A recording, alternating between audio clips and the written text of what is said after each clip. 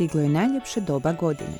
Gradovi su ukrašeni, borovi okićeni, darovi se kupuju, a mnogi među nama vole dobiti autentičan znak pažnje. Još uvijek svi mi volimo primiti pravu božićnu čestitku, svi se razveselimo kada nas u našem kućnom kovčežiću dočeka čestitka koju je neko posebno za nas odabrao, još ako se potrudio i na nju stavio prigodnu marku koja obilježava Božić ili nešto što je nama zanimljivo i drago, jer sigurno nam je ta čestitka puno draža od SMS-a ili poruke koju dobivamo putem mobitela. Osim raznovrsnih čestitki, u Hrvatskoj se pošti mogu kupiti i prigodne poštanske marke.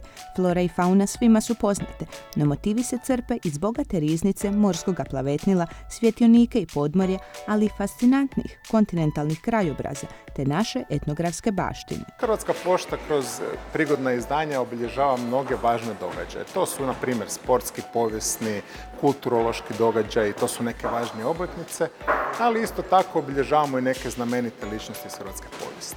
Tako je nakon velikog sportskog uspjeha naših nogometaša u Rusiji pošta ovjekovječila taj događaj poštanskom markom Hrvatske nogometne reprezentacije, ali i posebnom na kojoj je Luka Modrić.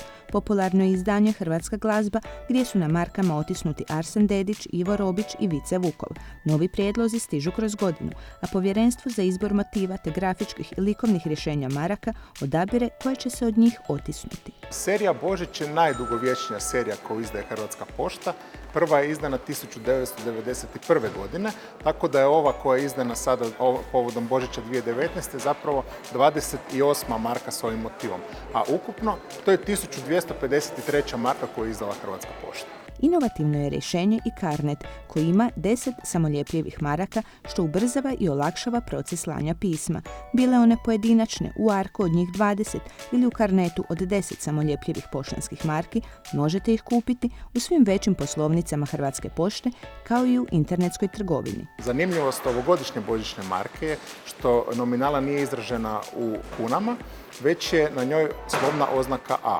Ona označava da je ta marka za slanje običnih pisama i dopisnica, to jest razglednica i čestitka unutar Republike Hrvatske. Hrvatska pošta jedini je izdavatelj poštanskih maraka u Hrvatskoj, uz cijeli niz usluga koje nudi prilagođene svakom tipu korisnika. Hrvatska pošta u ponudi ima i čestitke kako za građane, tako i za poslovne korisnike.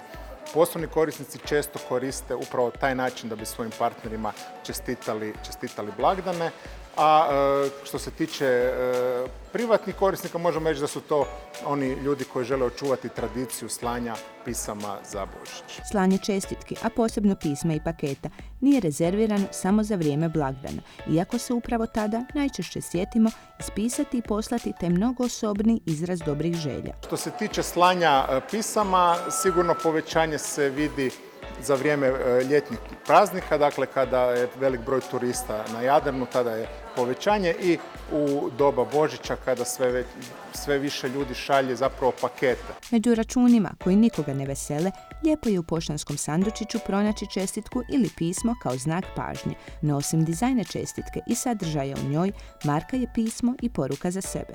Poštanske su marke znakovi naše tradicije, veleposlanici naše zemlje i biljezi državnosti.